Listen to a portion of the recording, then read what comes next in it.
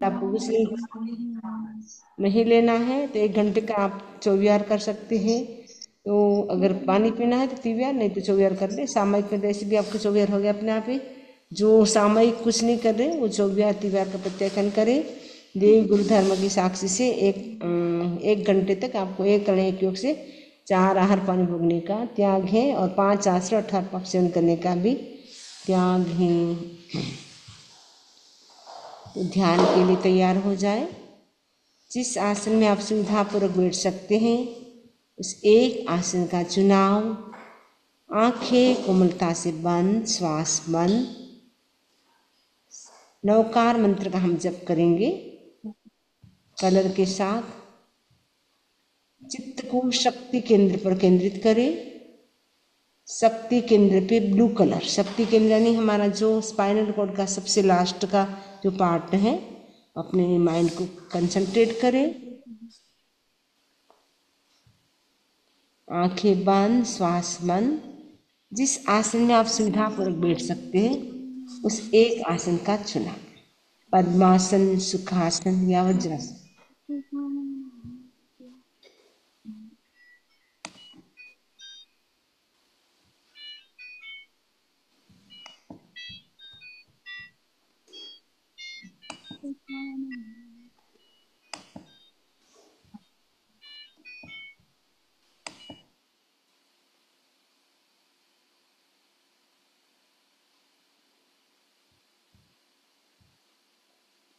अनुभव करें पूरी बॉडी रिलैक्स रिलैक्स रिलैक्स हो गई है।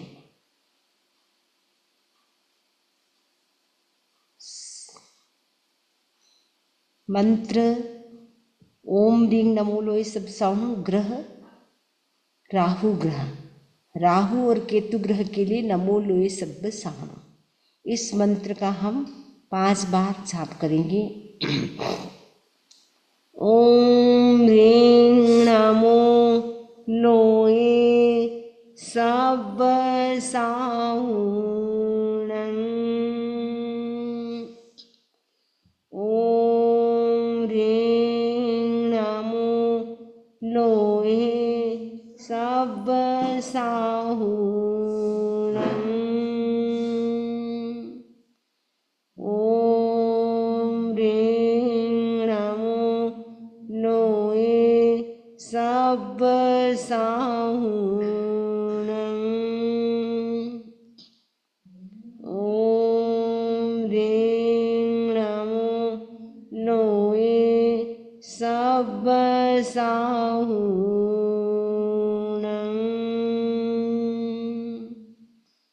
ओम ह्रीं नमो लोए सब साहुणं।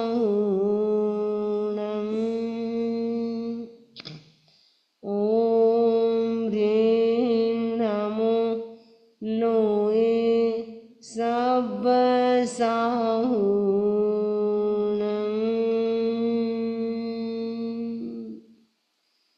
लोक के सभी साधु साधियों को मेरा नमस्कार।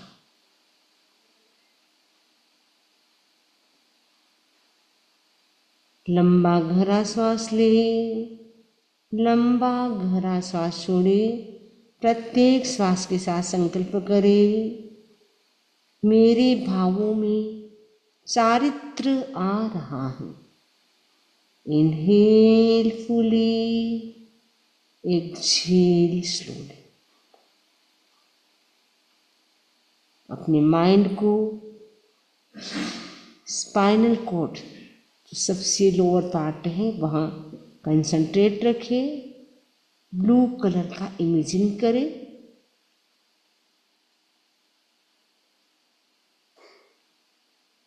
साथ में अनेक प्रकार के साधु भगवंत हैं, उन सब की कल्पना करें। उनको मैं भावों से वंदन कर रही हूँ, ऐसी कल्पना करें।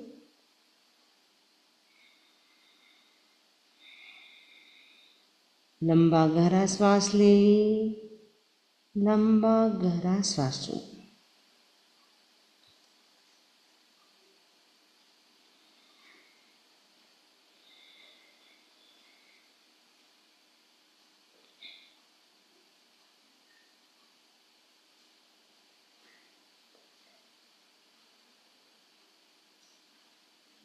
अपने माइंड को वहीं कंसंट्रेट रखेंगे, शक्ति केंद्र पे। नेक्स्ट ग्रह है बुध ग्रह। राहु केतु का हमने साथ में किया। बुध ग्रह ग्रीन कलर। मंत्र ओम ह्रीं नमो उवज्झायाण 5 बार करेंगे। ओम ह्रीं नमो उवज्झायाण। ओम ह्रीं नमो उवज्झायाण।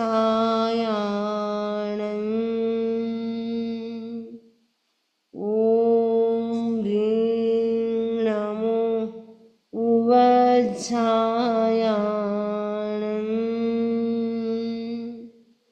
ओम ह्रीं नमो उवज्झायाण।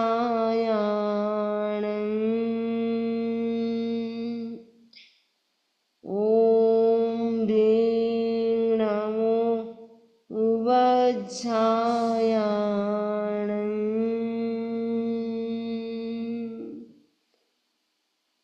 उपाध्यायों को मेरा नमस्कार।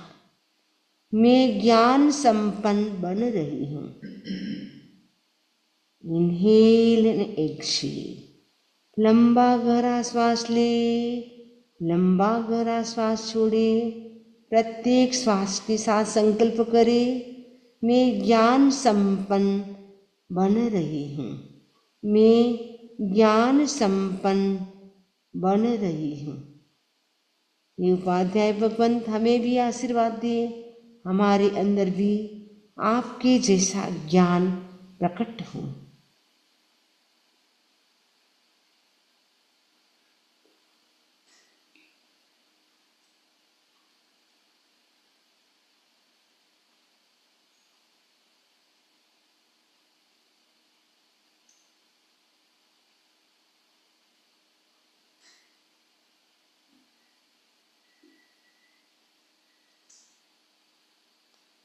अपने माइंड को स्वास्थ्य केंद्र वह केंद्रित करें।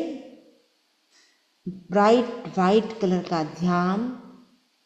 शुक्र ग्रह। मंत्र ओम ह्रीं नमो अरहंताय। ओम ह्रीं नमो अरहंताय। ओम ह्रीं नमो अरहंताय। ओम ह्रीं नमो अरहंताय। ओम ह्रीं नमो अरहंताय।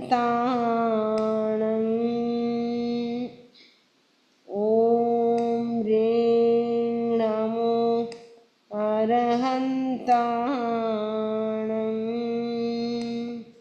ओम ह्रीं नमो अरहंताय।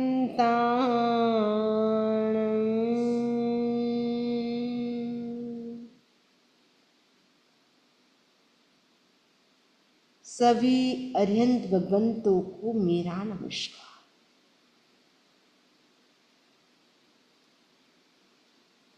वर्तमान समय में महाविद्य क्षेत्र में 20 विहरमान जो तीर्थंकर भगवंत हैं, अरिहंत भगवंत हैं, उन सभी को मेरा नमस्कार।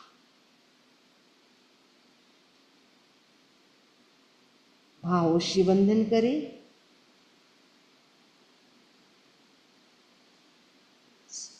सिमंदर आदि जो 20 विहरमान हैं, उन सभी को मैं नमस्कार करती हूँ।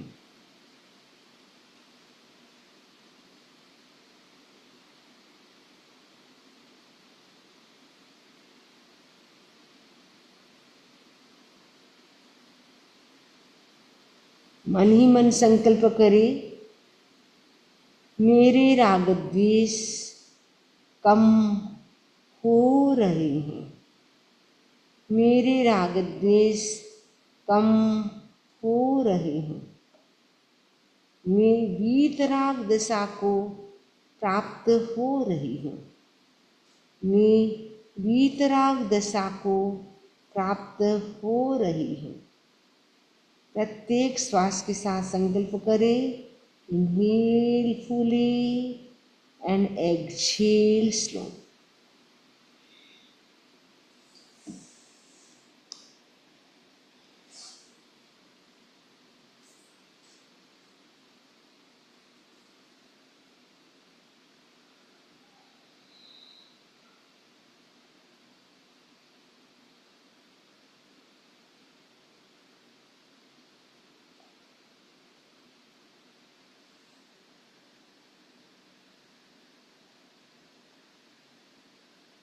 सभी अरहतों को मेरा नमस्कार। ब्राइट वाइट कलर में देखिए, विजुअलाइज करें।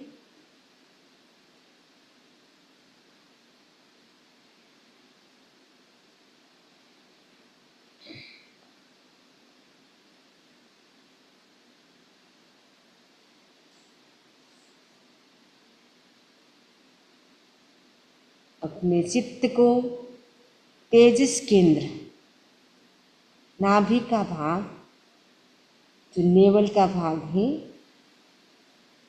वहाँ पे कंसंट्रेट करें। सूर्य ग्रह रेड कलर, मंत्र ओम ह्रीं नमो सिद्धाय। ओम ह्रीं नमो सिद्धाय।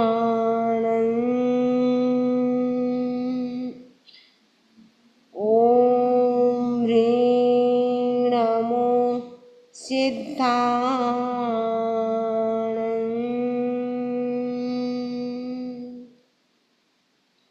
ओम ह्रीं नमो सिद्धाय।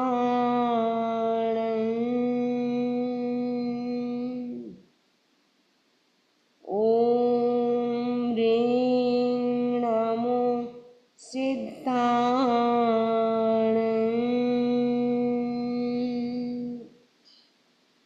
ओम ह्रीं नमो सिद्धाय।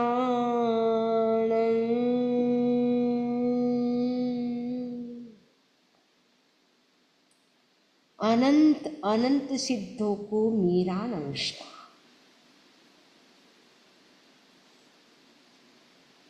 सिद्ध भगवान ने सभी काम सिद्ध कर दिए हैं, उनके लिए कोई काम शेष नहीं है।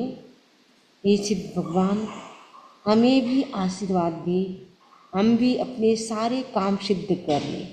यानी जन्म मरण का जो चक्र है, डेथ इन बर्थ का जो अनादिकाल का हमारा जो साइकिल चल रहा है, उसको हम भी ब्रेक कर दें और आपके जैसी हम भी सिद्ध बुद्ध मुक्त बने, वैसा हमें भी आशीर्वाद दें। आपके सामने सिद्ध भगवान की कल्पना करें। हमारे सामने बहुत सारे सिद्ध विराजमान हैं, प्योर सोल के रूप में। हमारी सोल भी उनकी जैसी प्योर हो सकती है। हमें पुरुषार्थ करना है। ये महापर्व हमें संदेश देता है, पुरुषार्थ करो, आलस्य नहीं, प्रमाद नहीं, बेजिलिस को छोड़ो, प्रमाद को छोड़ो।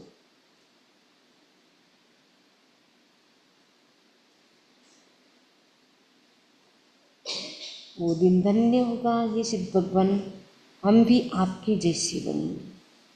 इनहेल एंड एक्सहेल, प्रत्येक श्वास के साथ संकल्प करें, सिद्ध भगवान की जैसी हमारे सारे काम सिद्ध हो गए।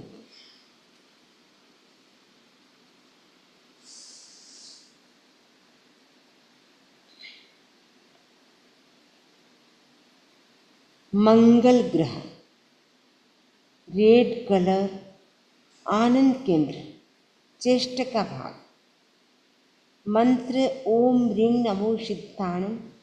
ओम ह्रीं सिद्धाणं ॐ ह्रीं नमो सिद्धाणं ॐ ह्रीं नमो सिद्धाणं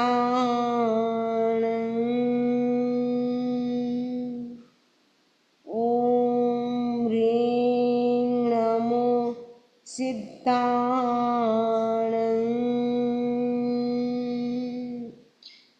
ॐ ह्रीं नमो सिद्धाणं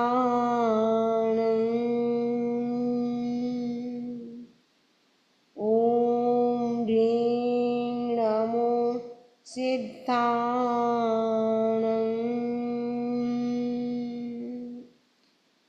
अनंत अनंत सिद्धों को मेरा नमस्कार। भावों से वंदन करें। भाव बंधन से भी हमारा नीच गोत्र कर्म होता है, वो क्षय होता है। आज तक जितने भी सिद्ध हो गए हैं उन सभी सिद्ध भगवंतों को मैं भाव से वंदन करती हूँ।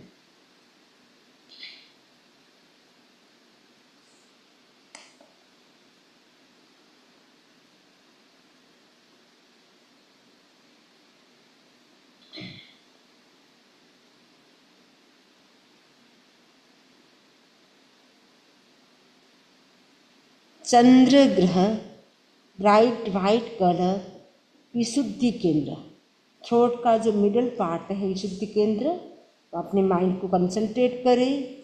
मंत्र ओम ह्रीं नमो अरहंताय। ओम ह्रीं नमो अरहंताय।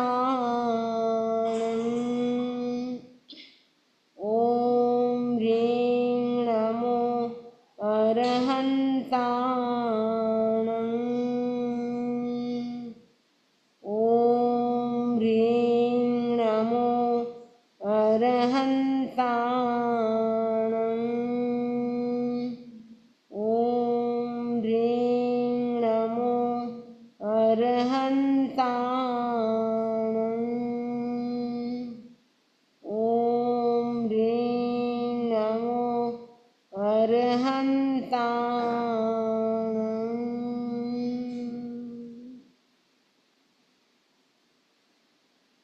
अरहत भगवंतों को मेरा नमस्कार। जितने भी अरिहंत भगवान हो चुके हैं उन सभी अरिहंत भगवंतों को मेरा नमस्कार। वर्तमान में जो महाविद्य क्षेत्र में 20 विहरमान विराजमान हैं उन सभी को भी मेरा नमस्कार।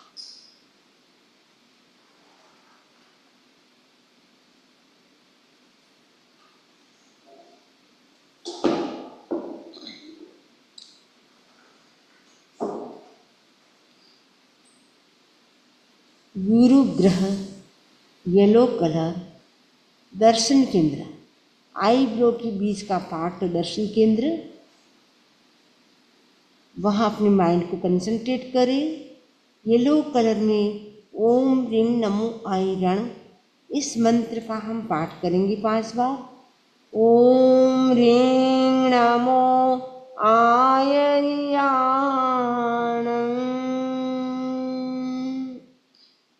ओम ह्रीं नमो आयर्याण।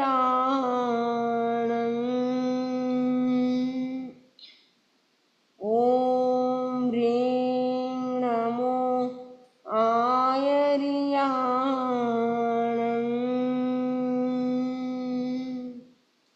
ओम ह्रीं नमो आयर्याण। ओम ह्रीं नमो आयर्याण।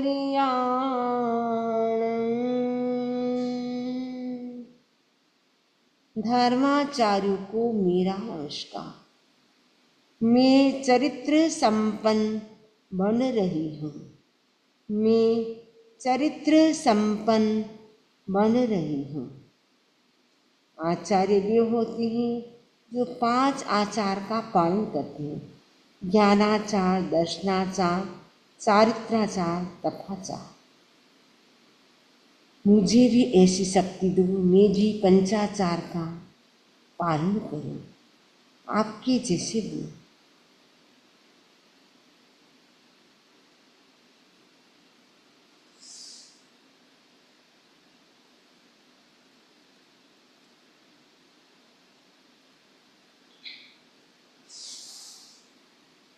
शनि ग्रह, ब्लू कलर, ज्ञान केंद्रित चोटी का भाग, टॉप ऑफ हेड। वह अपने माइंड को कंसंट्रेट करें। ब्लू कलर, मंत्र ओम ह्रीं नमो लोए सब्ब साहुण। ओम ह्रीं नमो लोए सब्ब साहुण। ओम ह्रीं नमो लोए सब्ब साहुण। ओम ह्रीं नमो लोए सब्ब साहुण। ओम ह्रीं नमो लोए सब्ब साहुण। ओम ह्रीं नमो लोए सब्ब साहुण।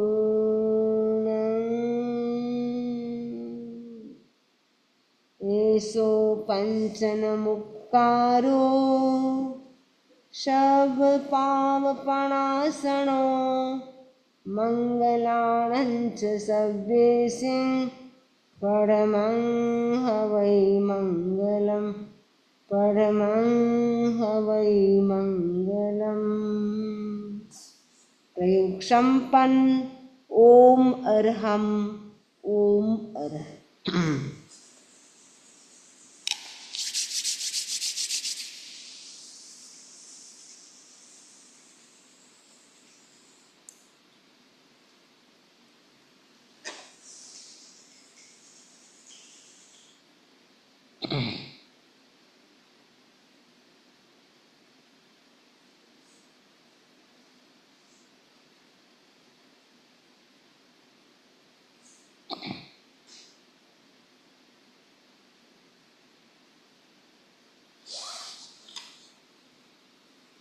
आराध्य देव के चरणों में वंदन। आदरणीय समणी जी, उपस्थित भाइयों तथा बहनों, पर्युषण महापर्व का आज 5वां दिन, 5th डे। तो पर्युषण महापर्व हमें संदेश देता है आत्मनिरीक्षण करने का, अपने आप को देखने का। हम दूसरों को देखते हैं लेकिन हम अपने आप को नहीं देखते हैं। ये महापर्व हमें प्रेरणा देता है, मोटिवेट करता है। अनादिकाल से हम दूसरों को देखते आ रहे हैं, दूसरों में क्या क्या अवगुण हैं, क्या क्या कमियां हैं, उनको हम देखते आ रहे हैं। लेकिन ये महापर्व हमें कहता है हमें अपने आप को देखना है कि हमारे अंदर क्या क्या कमी है, क्या क्या अवगुण भरे हैं। उन अवगुणों को हमें क्या करना है, चुन चुन करके निकालना है। हमारे अंदर जो कमियां हैं उन सब कमियों को हमें इन महापर्व के दौरान कम करने का प्रयास करना है। मेडिटेशन के माध्यम से हमारा जो एंगर है, क्रोध है, उनको हमें कम करना है। जो क्रोध को हमें मेडिटेशन के माध्यम से भी हम कम कर सकते हैं। ज्योति केंद्र सफेद रंग, डीप ब्रीदिंग, वो प्रयोग से भी हम कम कर सकते हैं। भगवान की वाणी है, क्रोध को कैसे जीते, वो समेण हणे को हम, उपशम से क्रोध को जीतना है। और हमें मान को कैसे जीतना है, मान को हमें मृदुता से जीतना है। माया को ऋजुता से जीतना है। लोभ को संतोष से जीतना है। ये जो 4 कषाय हैं, तब तक संसार परिभ्रमण रहेगा। इसलिए हमारे अंदर जो क्रोध, मान, माया, लोभ, राग, द्वेष, जो भी हमारे अंदर अवगुण हैं, उन सबको हमें क्या करना है, धीरे धीरे करके हमें उन सबको कम करते जाना है। लक्ष्य तो है हमें खत्म करना है। अभी खत्म नहीं हो सकता है तो कम से कम हम उसको शांत रखें, जोर से गुस्सा न करें। जितना शांत रहेंगे उतना कर्मों का बंधन भी कम होगा और हमें भी पीस लगेगा, सुकून लगेगा। इसलिए हमें क्या करना है, अपना जो क्रोध है उस पर कंट्रोल करना है। ईगो प्रॉब्लम है तो ईगो को भी हमें कम करना है। यदि छल कपट करते, लुकाव छुपाव करते हैं, माया करते हैं, चीटिंग करते हैं, उनको भी हमें कम करना है। यदि ग्रीड है आपके अंदर, लोभ है ज़्यादा, तो लोभ को भी हमें क्या करना है, संतोष से जीतना है। जितना जितना लोभ ज़्यादा होता है वो भी अच्छा नहीं, क्योंकि लोभ से लोभ बढ़ता है, कम नहीं होता है। जहाँ लाहो तहाँ लो, भगवान की वाणी उत्तराधायन सूत्र में कहते, जहाँ लाहो, जैसे जैसे व्यक्ति को लाभ होता है वैसे वैसे व्यक्ति का लोभ भी बढ़ता जाता है। इसलिए हमें क्या करना है, अपना जो लोभ है, ग्रीड है, उसको हमें क्या करना है, कम करना है। जितना हमारा लोभ कम होगा, संतोष होगा, उससे क्या होगा, हम लोभ को जीत सकते हैं। इसीलिए कहा जाता है संतोषी नर सदा सुखी। जो संतोषी होता वो हमेशा सुखी रहता है। जिसमें डिजायर्स होती, इच्छाएं होती, उनको कोई न कोई टेंशन रहेगा, स्ट्रेस रहेगा, क्योंकि उसको और अधिक पाना है। उसके लिए उनको मेहनत करनी पड़ेगी, उसके लिए भागदौड़ करनी पड़ेगी। तो वो व्यक्ति क्या है, स्ट्रेस में चला जाता है। जब नहीं मिलता है तो धीरे धीरे स्ट्रेस भी डिप्रेशन में कन्वर्ट हो जाता है, फ्रस्ट्रेशन हो जाता है। इसलिए महापर्व हमें संदेश देता है, हमें क्या करना है, आत्मनिरीक्षण करना है। दूसरों को तो बहुत देखा, हमें ये पर्व हमें अपने आप को देखने के लिए हमें प्रेरणा देता है। और ये महापर्व के दौरान, पर्युषण पर्व के दौरान कल्पसूत्र का भी वाचन होता है, आगम का भी वाचन होता है, उत्तराधायन सूत्र का भी होता है और अंतकड़ दशा का भी होता है। देरावासी परंपरा इन दिनों में कल्पसूत्र का वाचन करते हैं, वो सुनते हैं कल्पसूत्र को। स्थानकवासी परंपरा अंतकड़ दशा को, और तेरापंथी परंपरा है, भगवान माहिर स्वामी का चरित्र भी होता है, साथ साथ उत्तराधायन सूत्र भी, आगम, कोई न कोई आगम भी चलता है। इस बार हमने उत्तराधायन सूत्र का भी हमने मॉर्निंग में रखा था, लेकिन आज सेशन हमारा शाम को नहीं हो पाएगा, शाम का जो 4 से 5 वाला। तो अंतकृत दशा का ऐसे कहा जाता है 8 दिन में इसको कंप्लीट करना चाहिए। तो हमने सोचा कि आज का मिस न हो, इसलिए अभी उत्तराधायन सूत्र नहीं करके अभी हम अंतगढ़ दशा सूत्र का वाचन करेंगे। तो अंतगढ़ दशा एक ऐसा सूत्र है जिसमें 90 चारित्र आत्माएं इसी जन्म में साधना करके मोक्ष चली गई। बाकी ऐसा कोई आगम नहीं होगा जिसमें एक साथ सभी चारित्र आत्मा मोक्ष गई हो। किसी आगम में कुछ मोक्ष जाते, कुछ स्वर्ग में जाते हैं, और जो उपासक दशा है उसमें तो सबके सब श्रावक स्वर्ग में गए हैं। बाकी कुछ आगम होते हैं जिसमें स्वर्ग में भी जाते हैं, मोक्ष में भी जाते हैं। लेकिन अंतकृत दशा एक ऐसा सूत्र है जिसमें सबकी सब आत्माएं, यानी 90 आत्माएं साधना करके, संयम का पालन करके वो उसी भव में 8 कर्म का क्षय करके सिद्ध बुद्ध मुक्त हो गए। इसीलिए इन 8 दिनों में शायद अंतकड़ दशा सूत्र का वाचन करने की स्थानकवासी में परंपरा रही होगी, क्योंकि इनको सुनने से हमें भी मोटिवेट मिलता है, हमें भी प्रेरणा मिलती है कि हम भी ऐसी साधना करें जिससे हम भी उसी भव में मोक्ष जाए। तो इस भव में मोक्ष नहीं जा सकते, लेकिन इस भव में भी हम ऐसा पुरुषार्थ करें, हम भी एक भव अवतारी तो बन ही सकते हैं।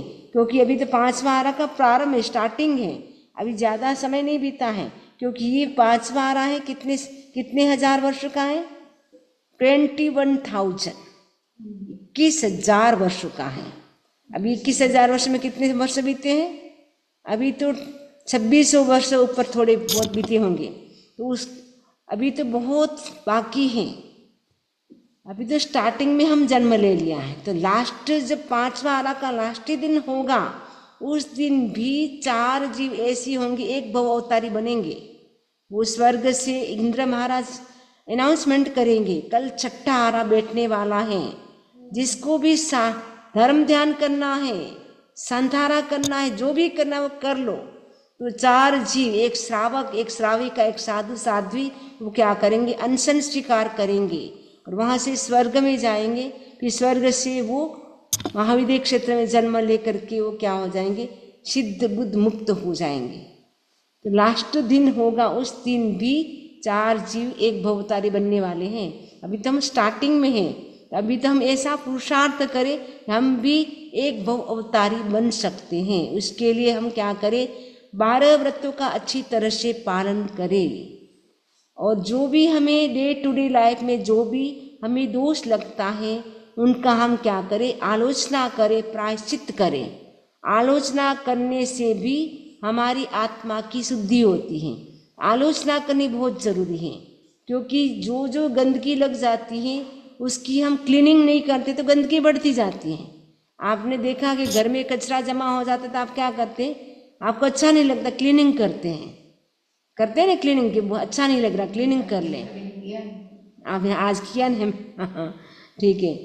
तो घर जब अच्छा नहीं लगता है तो क्लीनिंग करते हैं, कपड़े अच्छे नहीं लगते उसकी भी क्लीनिंग करते हैं, वॉशिंग करते हैं, वॉश करते हैं। बॉडी भी आपको अच्छी नहीं लगती है, जब स्नान नहीं करते तो आप क्या करते हैं, स्नान करते हैं। लेकिन हमारी आत्मा भी कर्मों से कितनी कितनी भारी हो रही है, क्या कभी देखा? क्योंकि हमारे पास कोई ऐसा माध्यम नहीं देखने का। यदि हमें भी दिख जाता कि हमारी आत्मा ये काम किया, इतनी डर्टी हो गई, गंदी हो गई, तो हम भी क्या करते, तुरंत ही उसको क्लीनिंग करने की प्रोसेस शुरू कर देते। लेकिन हमें दिखाई नहीं देता है। आत्मा क्या है, अमूर्त है, इसलिए हमें दिखाई नहीं देती है। ये पाप का उदय तो हमें तब पता चलता है जब शरीर में कोई डिजीज आती है या कोई ऑब्स्टिकल्स आते रहते, तब पता चलता है कि हमने कुछ किया होगा, इसलिए आज हमारे साथ ऐसा हो रहा है। वो भी पाप का उदय होता है तब हमें पता चलता है। कर्म जब बंद रहे वो हमें पता नहीं चल रहा है, जब उदय में आते हैं, जब फल देता है तब हमें पता चलता है। तो ये जो अंतगण दशा है, इस सूत्र के हमने 4 वर्ग तो कंप्लीट कर लिए हैं। आज हम 5वां जो वर्ग है उसकी हम चर्चा करेंगे। 5वें वर्ग का नाम है पद्मम अध्ययनम, पहला अध्ययन पौमा वही पद्मावती।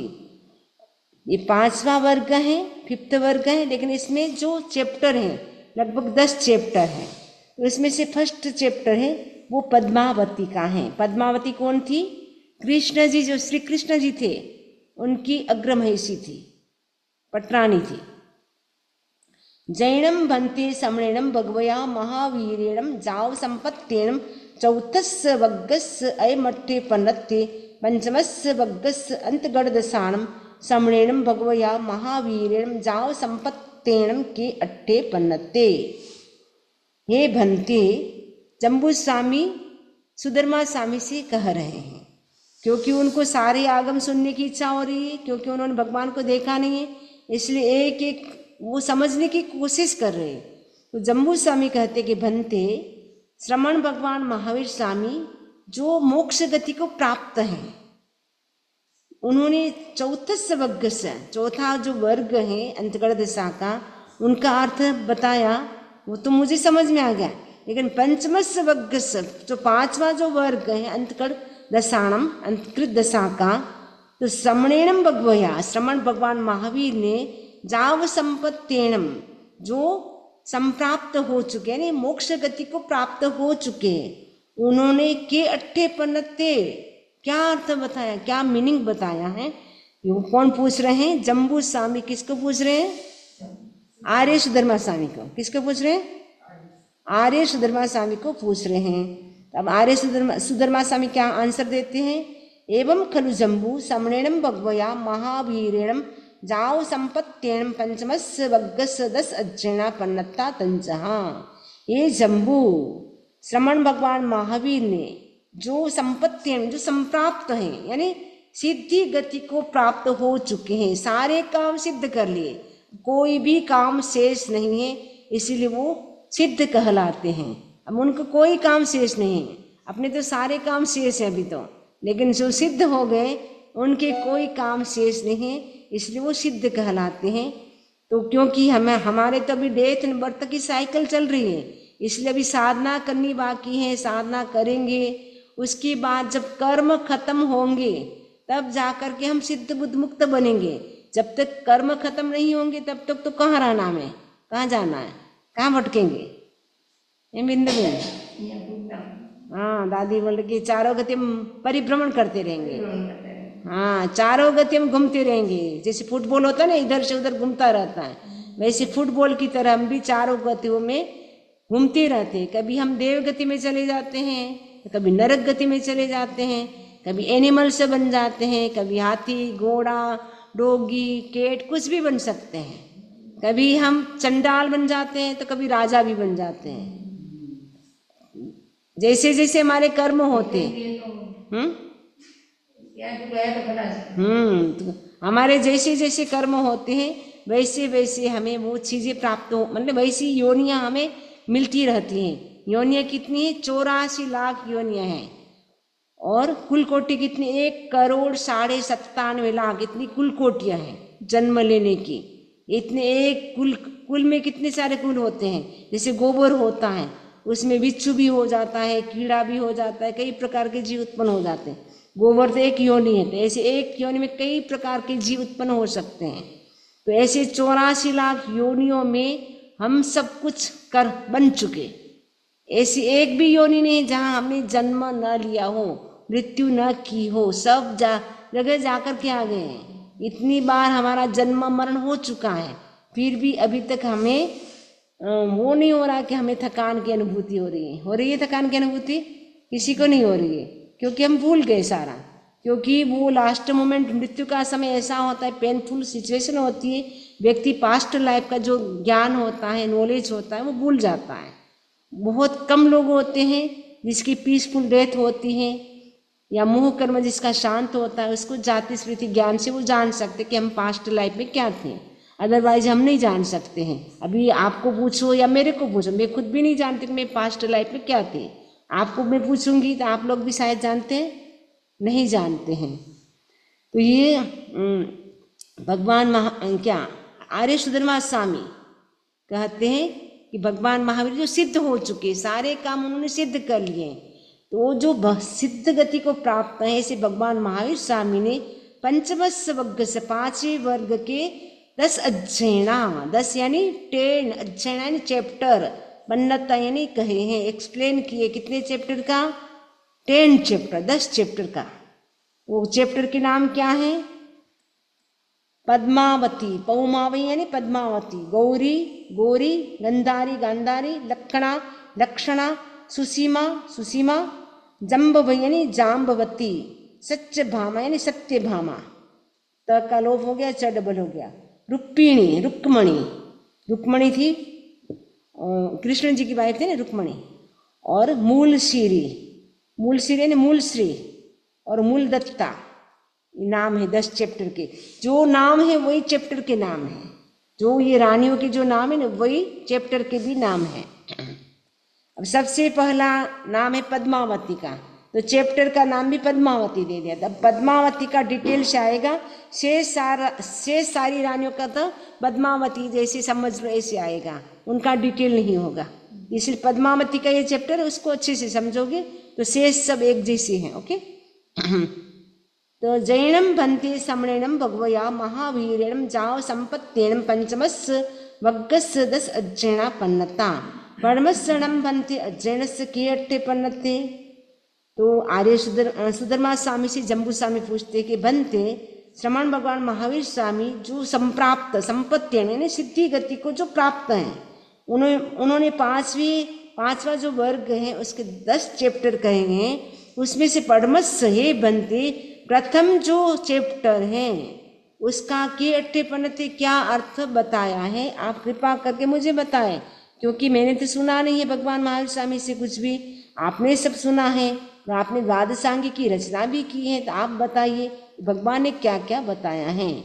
अब आर्य सुधर्मा स्वामी कहते हैं एवं खलु जम्बू, हे जम्बू, तेणम कालेणम तेणम समयणम बारवई नैरी, उस काल उस समय में बारवई यानी द्वारिका नगरी थी, उस काल यानी चौथा आरा, ठीक है, अवसर पीढ़ी काल का 4th एरा, उस समय यानी जिस समय अरिष्ट नेमी भगवान कौन से नंबर के तीर्थंकर हैं?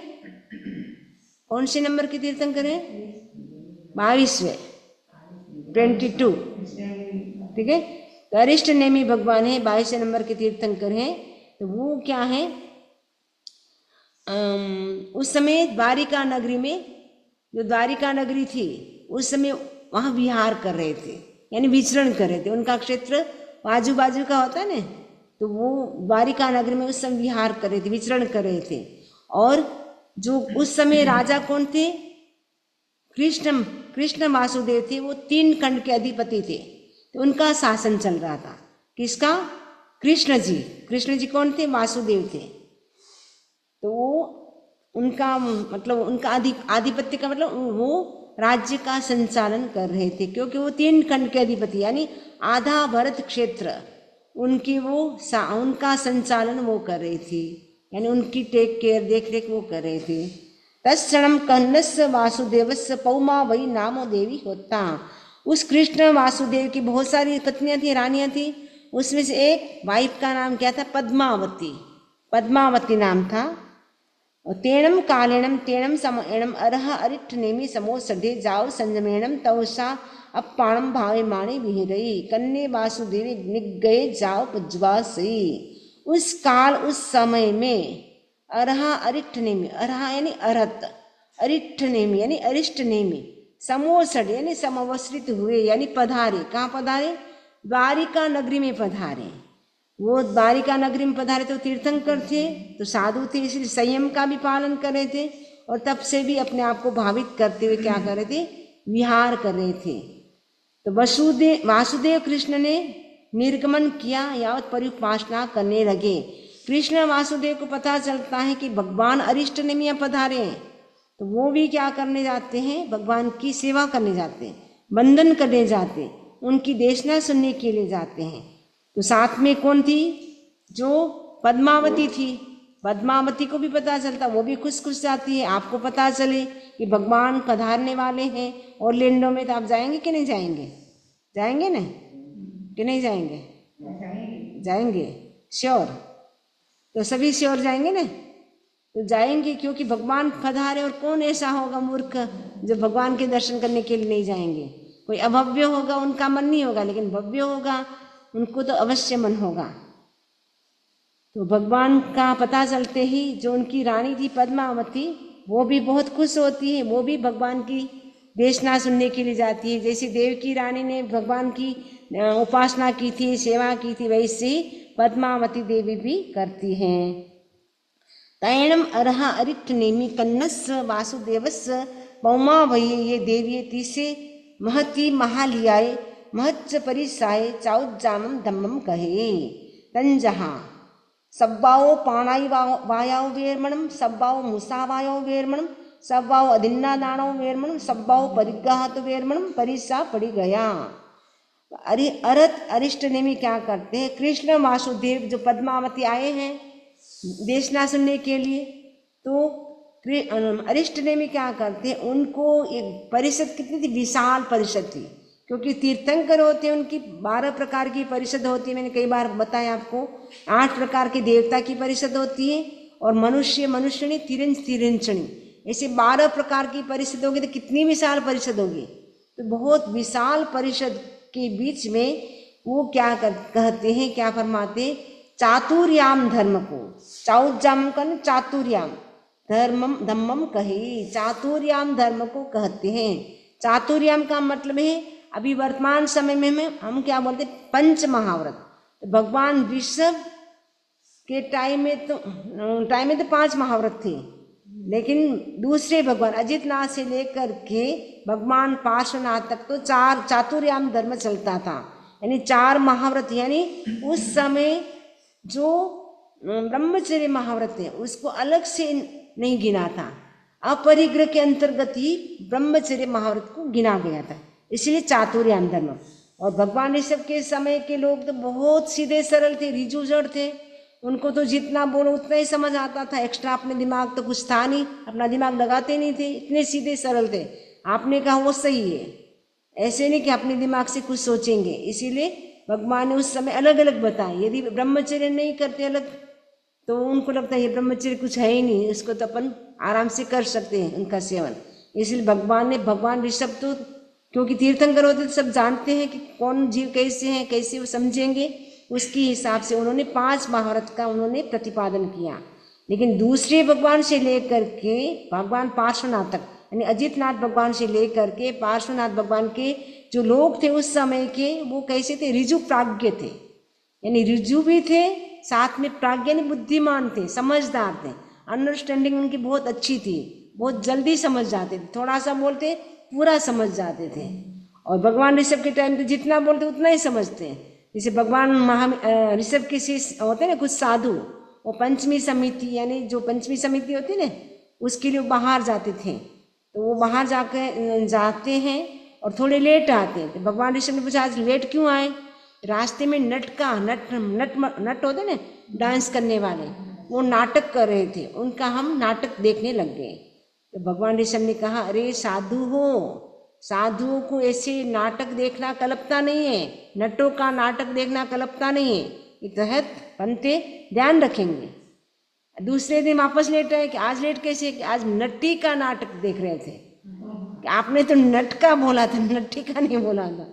मैंने ऐसे नहीं कि नट का मना किया तो नट्टी का अपने आप मना होगी, लेकिन इतने सीधे सरल होते थे कि उनको जितना बोलते उतना ही वो पालन करते थे, अपने दिमाग से कुछ भी दिमाग नहीं लगा देते। लेकिन भगवान अजित से लेकर के पार्श्वनाथ के शिष्य थे, वो बहुत ही सरल और ऋजु प्राज्ञ यानी बहुत बुद्धिमान थे, बहुत ही होशियार थे, इंटेलिजेंट थे, इसलिए वो थोड़ा सा बताते सब कुछ वो समझ जाते थे।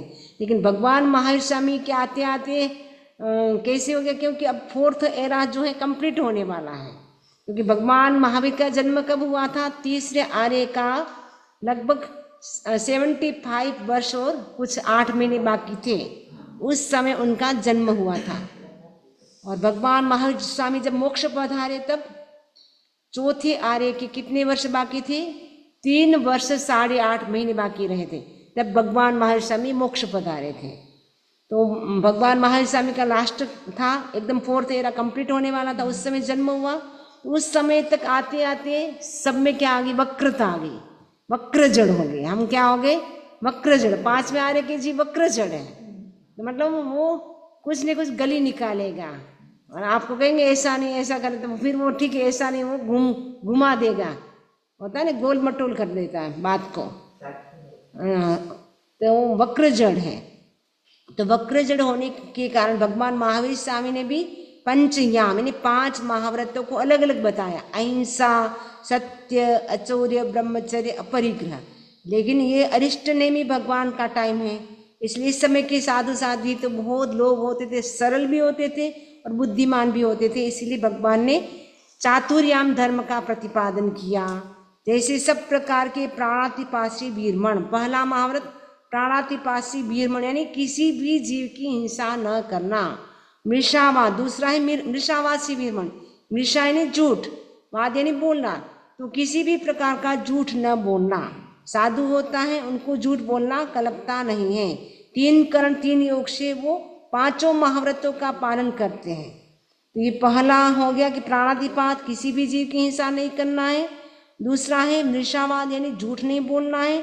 तीसरा है अदत्तादान यानी अदत्त यानी दत्त यानी दी हुई, अदत्त यानी जो आपको वस्तु नहीं दी है उसको आप लेते हैं, वो अदत्त कहलाती, यानी उसको हम सिंपल भाषा में कहेंगे तो चोरी, जिसको हम बोलते हैं चोरी।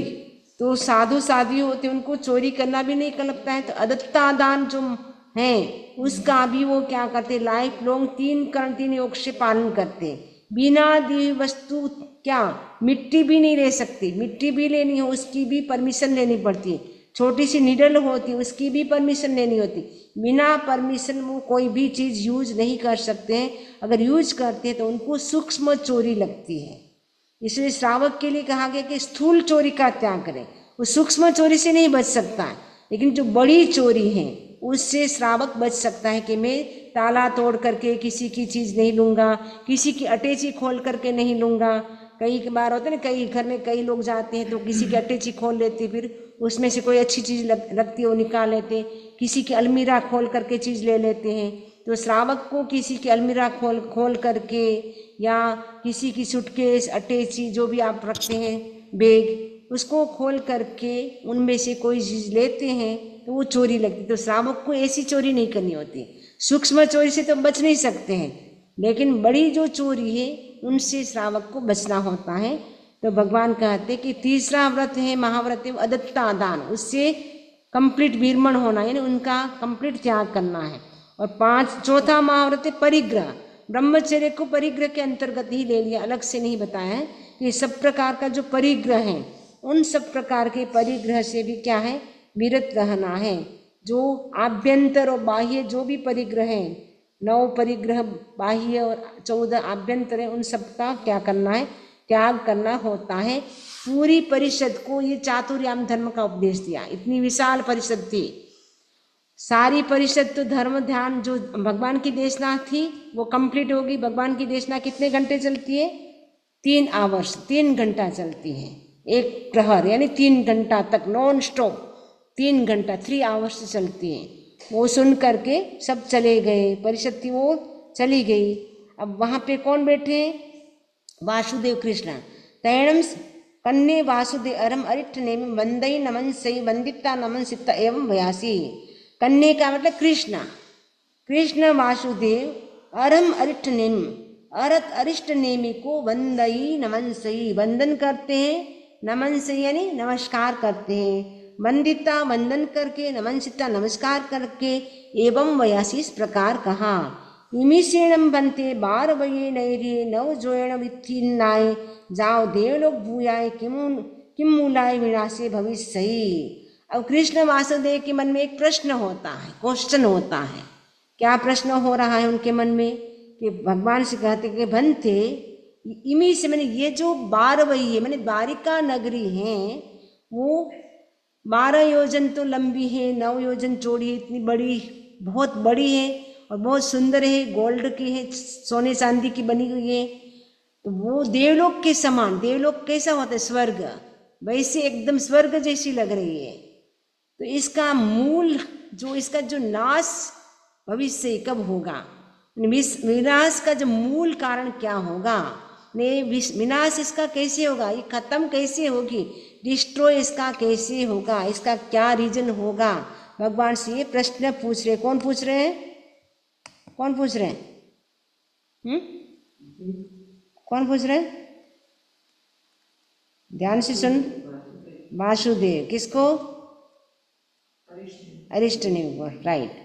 कन्नाई अरहा अरिष्ट नेमि कन्नम वासुदेवम एवं वयासी। कन्नाई यानी कृष्णा, हे कृष्णा, कौन बोल रहे, अरिष्ट नेमि भगवान संबोधन करें, हे कृष्णा अरहा अरिष्ट नेमि कन्नम वासुदेवे, अरत अरिष्ट नेमि कन्नम यानी कृष्ण वासुदेव को एवं वयासी इस प्रकार कहा। एवं खलु कन्ना, हे कृष्णा इमे से 12 वये नैरे नव जोयन वित्थिन्नाय, ये जो द्वारिका नगरी है जो 9 योजन विस्तार वाले हैं और देवलोक के समान हैं, देवलोक भूयान देवलोक के समान हैं। इसका कारण क्या बनेगा नाश होने का, सूर, सूर यानी शूरा यानी मदिरा, ड्रिंक करते हैं ना ड्रिंक, और अग्नि है, सूरा अग्नि और द्विपायन ऋषि ये कारण बनेंगे। द्विपायन ऋषि क्या करेंगे, अग्नि छोड़ेंगे, आग फायर लगाएंगे, जिससे उस फायर से पूरी अग्नि मतलब पूरी द्वारिका नगरी जल जाएगी। उसका मूल कारण तो वो मदिरा होगी, क्योंकि वो जो राजकुमार थे यादव कुल के वो क्या करेंगे, ड्रिंक करेंगे, ड्रिंक करके वो घूमते घूमते जहाँ ये द्विपायन ऋषि तपस्या कर रहे थे, साधना कर रहे थे, वहाँ पहुँचते हैं, उनको कुछ छेड़ते हैं, जिसके कारण उनको इतना गुस्सा आ जाएगा जिसके कारण वो निदान कर लेते कि मेरी तपस्या का फल हो तो मैं आने वाले बर्थ में क्या बनूं, इस द्वारिका नगरी का नाश करने वाला बनूं। ऐसा संकल्प करते, निदान करने के कारण वो अग्नि कुमार देव बनते हैं। और वो जब अवसर देख करके वो क्या करेंगे, द्वारिका नगरी का दहन करेंगे, ऐसा भगवान महाविष्णु अरिष्ट नेमि बता रहे हैं। कन्नस्य वासुदेवस्य अरहो अरिष्ट नेमिस्य अंति एवं सोचा निस्सम अयम अजथ्ये चिंत्ये पथ्ये मनोगये संकप्पे समुपजित्था दन्नाणं ते जाली मयाली उयाली पुरुषसेन वारिसेन पज्जुन्न संब अनिरुद्ध दढनेमि सच्चनेमि पियवो कुमारा जेणम चैता हिरण्यम जाव दानम दायाणम परिभायता अर्हो अरिष्ट नेमिस अंत्यम मुंडा भविता अगाराओ अणगार्यम पव्वइया। ऐसे अब ये जो कृष्ण वासुदेव हैं, कृष्ण वासुदेव ने बात सुन ली किससे? अरहत अरिष्ट नेमि से। तो अब कन्नस वासुदेव से कृष्ण वासुदेव अरहो अरिष्ट नेमिस अंत्य, अरहत अरिष्ट नेमि के अंत्य यानी समीप पास से एवं सोचा, इस प्रकार सोचा यानी सुन करके, निस्सम यानी उसको अच्छी तरह से समझ करके और अजत्य चिंतिए। अब वो क्या करते? आध्यात्मिक चिंतन करते हैं, याद करते हैं और उनके मन में क्या होता है? मनो गए संकल्पये समुपजिता, मन में एक संकल्प उत्पन्न हुआ, चिंतन उत्पन्न हुआ। धन्नात्म ते जाली, धन्य है वे जाली। जाली मयाली कल आए थे ना चौथे वर्ग में, उन्होंने दीक्षा ली सबने। तो कि जाली मयाली उयाली पुरुषेन वारिशेन प्रद्युम्न श्याम अनिरुद्ध दृढ़नेमि सत्यनेमि आदि जो कुमार हैं वे हिरण्य को त्याग कर यावत हिस्सेदारों को दान देकर अरिष्ट नेमि के पास क्या होगे? मुंडा भविता, मुंड हो करके अगार आओ अनगार्यम पव्विया, अगार शिव अनगार हो गए कि वो धन्य है। वो कौन चिंतन कर रहे? कृष्ण वासुदेव चिंतन कर रहे हैं कि वो लोग धन्य हैं, क्योंकि अब द्वारिका नगरी का नाश हो जाएगा तो सब कुछ खत्म हो जाएगा, कुछ रहेगा नहीं, कोई व्यक्ति भी नहीं बचेगा, वस्तु भी नहीं बचेगी, सब कुछ नाश हो जाएगा। तो वो धन्य है कि वो दीक्षा ले ली, उन्होंने अपना जीवन सफल कर लिया और दीक्षा तो ली, साथ में ऐसी साधना की कि उसी जन्म में उनका मोक्ष हो गया, वो धन्य है। और मैं क्या हूँ? कृष्ण जी अपने आप को क्या बोल रहे हैं? मैं अधन्य हूँ, अकृत पुण्य हूँ तथा राज्य में, राष्ट्र में, कोष में, कोष्ठागार में इतना उलझा हुआ हूँ। व्यक्ति होता है ना, फैमिली में, बिजनेस में, जॉब में इतना उलझ जाता है, धर्म करना चाहता भी नहीं कर पाता है, क्योंकि टाइम नहीं निकाल पाता, टाइम ही नहीं मिलता है। जो भी टाइम बचता है वो जॉब में, घर के काम में, फैमिली में, उसी में बीत जाता है। कृष्ण जी भी सोच रहे कि मैं भी अधन्य हूँ, क्योंकि मैं टाइम नहीं दे पा रहा हूँ और मैं काम भोग में इतना आसक्त हूँ, इतना अटैच हूँ, और मनुष्य की जो काम भोग उसी में मैं क्या हूँ? एकदम अटैच हो गया हूँ। इसीलिए अरिष्ट नेमि के पास अरहत अरिष्ट नेमि के पास मुंड होकर अगार से अनगारिकता में प्रवर्तित नहीं हो सकता। मैंने ऐसे काम में उलझ गया हूँ, इसलिए भगवान के पास मुझे जो दीक्षा लेनी चाहिए लेकिन मैं ले नहीं पा रहा हूँ, क्योंकि इतना सब राजकाज में, फैमिली में इतना उलझ गया हूँ और मनुष्य संबंधी जो काम हो गए उसमें इतना अटैच हो गया हूँ, जिसके कारण मैं इन सबको छोड़ करके दीक्षा नहीं ले पा रहा हूँ। इसलिए उनको खेद हो रहा है, दुख हो रहा है। कितनी अच्छी बात है कि वासुदेव होकर के उनके मन में खेद है। हमारे पास तो वासुदेव जितना कुछ है ही नहीं, फिर भी हमें खेद नहीं होता कि हम अधन्य हैं, अकृत पुण्य हैं। हम तो सोचेंगे वी आर वेरी लक्की, हम तो बहुत भाग्यशाली हैं, हम अमेरिका में रहते हैं, है ना, बहुत अच्छा एंजॉय करते हैं।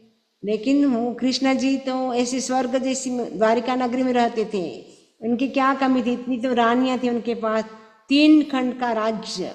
हमारे पास तो 1 खंड का भी नहीं, 1 खंड का तो क्या और लेंडो का भी नहीं आपके पास तो, है ना। तो भी हमारे मन में नहीं आता, खेद नहीं होता कि हम अधन्य हैं, कि वो दिन धन्य होगा, हम भी दीक्षा ग्रहण करेंगे। श्रावक की 3 मनोरथ है, वो श्रावक को रोज चिंतन करना चाहिए। ले न ले, लेकिन चिंतन करने से भावों से भी कर्म घट जाते हैं। भावों से तो मरुदेवी माता ने केवल ज्ञान को प्राप्त कर लिया, उन्होंने दीक्षा थोड़ी ली थी, भावों से दीक्षा आ गई उनको। तो भावे भावन भावी, भावे दीजिए दान, भावे धर्म आराधिए, भावे केवल ज्ञान। तो भावे भावन भावी, भावना भाते रहो, दीक्षा आए ना आए, लेकिन वो दिन धन्य होगा जिस दिन में दीक्षा ग्रहण करूंगी, अगार से अनगार बनूंगी। अगार यानी गृहस्थ से अब मैं क्या बनूंगी? साधु बनूंगी, वो दिन धन्य होगा। तो ऐसे श्रावक को 3 मनोरथ हैं, उनका चिंतन करना चाहिए। कब में वो दिन धन्य होगा जिस दिन में सारे परिग्रह का त्याग करके अपरिग्रही बनूंगी, वो दिन धन्य होगा। लास्ट टाइम में मैं क्या करूंगी? संथारा करूंगी, इच्छा पूर्वक, फोर्स से नहीं, किसी के कहने से नहीं, अपनी इच्छा से मैं समाधि मृत्यु का वरण करूंगी। ये सारी बातें उनके मन में आ रही, कृष्ण जी के मन में कि मैं अधन्य हूँ, अभागी हूँ, ऐसी बातें आ रही है। अब अरिष्ट नेमि तो केवल ही थे, तीर्थंकर तभी बन सकते हैं जब केवल ज्ञान होता है। जब तक केवल ज्ञान नहीं होता तब तक तीर्थंकर भी नहीं बन सकते। तो केवल ज्ञान होने के बाद वो तीर्थ की स्थापना करते हैं, क्योंकि तीर्थंकर नाम कर्म का उदय होता है, इसलिए उनको तीर्थ की वो स्थापना करते हैं, साधु साध्वी श्रावक श्राविका। तो इसीलिए वो तीर्थ की स्थापना करने से वो तीर्थंकर कहलाते हैं। तो वो तीर्थंकर होते, केवल ज्ञानी होते, उनको सब पता चल जाता है कि मैं क्या सोच रही हूँ, आप क्या सोच रहे हैं। तो कृष्ण जी ने क्या क्या सोचा वो अरिष्ट नेमी भगवान को सब पता चल गया। तो अरिष्ट नेमी भगवान कहते हैं, कन्ना ये कृष्णा ये कृष्णा अरह अरिष्ट नेमी कन्नम वासुदेव एवं व्यासी। अरत अरिष्ट नेमी कृष्ण अरत अरिष्ट नेमी है, उन्होंने कन्नम वासुदेवम कृष्ण वासुदेव को एवं व्यासी इस प्रकार कहा। से नूनम कन्ना हे कृष्णा तब अयम अजत्थी, तुम्हारे मन में इस प्रकार का आध्यात्मिक विचार आया, इस प्रकार तुम्हारे मन में स्मृत्यात्मक कोई विचार आया, तुम्हारे मन में कोई ऐसा संकल्प हुआ कि वो धन्य है, जाली मयाली आदि जो दीक्षा ले ली वो कुमार धन्य है, मैं अधन्य हूँ। तो ऐसा आपके मन में कोई थॉट्स आए तो वो बोलते यस, मुझे ऐसा थॉट्स आया, मेरे मन में विचार आ गया कि मैं अधन्य हूँ, अकृत पुण्य हूँ, कि मैं राजकाज में इतना उलझा हुआ हूँ, इतना फैमिली में सब में इतना अटैच हूँ, जिसके कारण मैं दीक्षा नहीं ले पा रहा हूँ। तो भगवान कहते हैं आगे कहते हैं से नुणम करना थे सम्मत्य हंता, मैंने ये अर्थ संगत है, ऐसे पूछा। फिर कृष्ण जी कहते कि हाँ। अब वापस क्या कहते हैं अरिष्ट नेमी, तम नो खलु कन्ना एवं भूतम वा भविष्य वा जन्नम वासुदेवा चैता हिरणम जाओ भविष्यन्ति। अरिष्ट नेमी कहते हैं कृष्णा न भूतम, ऐसा कभी हुआ नहीं और ऐसा कभी होता नहीं, ऐसा कभी होगा भी नहीं कि वासुदेव दीक्षा ले, वासुदेव दीक्षा ले, ऐसा कभी नहीं होगा, अभी तक हुआ भी नहीं है। किसी वासुदेव ने आज तक इतने अवसर पीढ़ी काल उत्सर पीढ़ी काल में कितने वासुदेव हो चुके, हर अवसर पीढ़ी काल में 9 वासुदेव होते तो अनंत 24 ही बीत गई, अनंत अवसर पीढ़ी उत्सर पीढ़ी काल बीत गए, लेकिन उसमें अभी तक ऐसा कोई भी एग्जाम्पल नहीं है कि कोई वासुदेव दीक्षा ग्रहण की हो। इसलिए ऐसा न हुआ, न है और न होगा। ऐसे कौन बोल रहे हैं?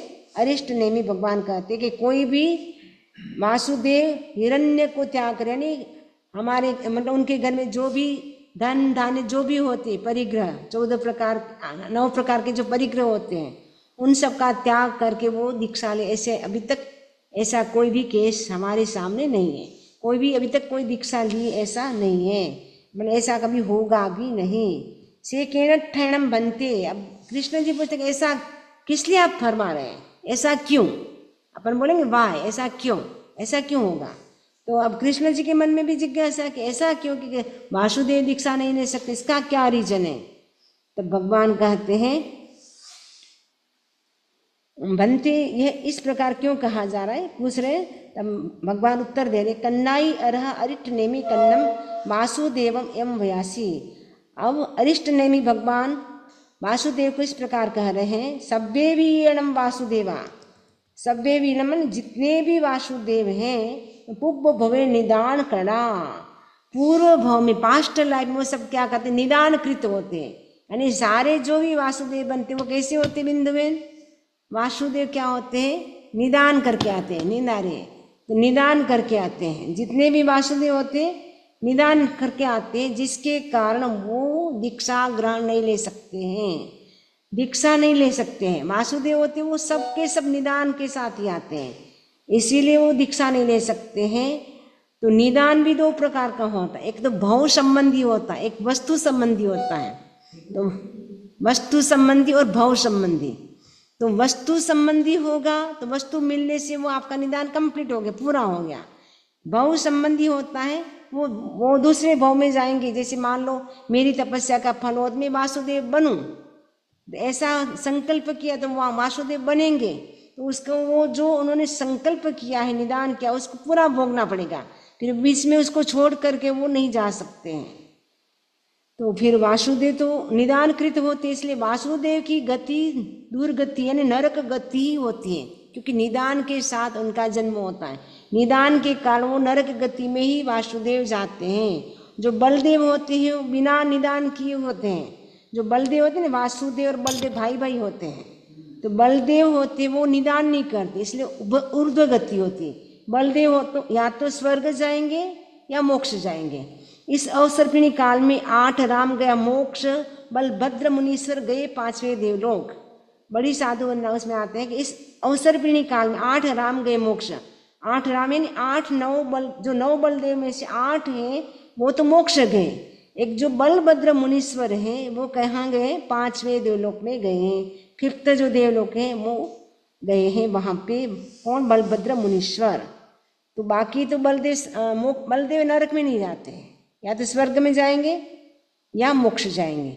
चक्रवर्ती होते या मोक्ष जाएंगे या नरक में जाएंगे, चक्रवर्ती स्वर्ग में नहीं जाते।